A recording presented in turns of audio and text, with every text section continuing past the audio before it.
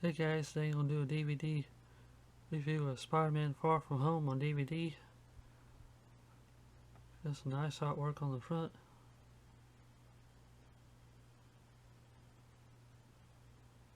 In the middle is Tom Holland as Spider-Man Peter Parker.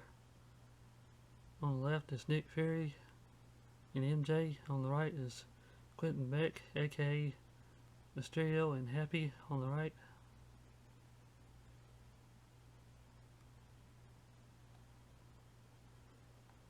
Here's the side, it's red this time. And back.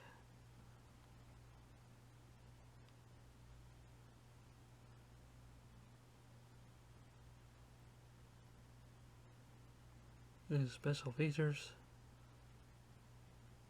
Pause that and read it.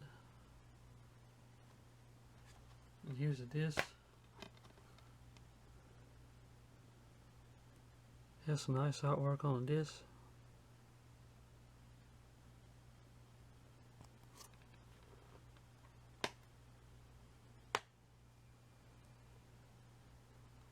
If you like my videos, please subscribe.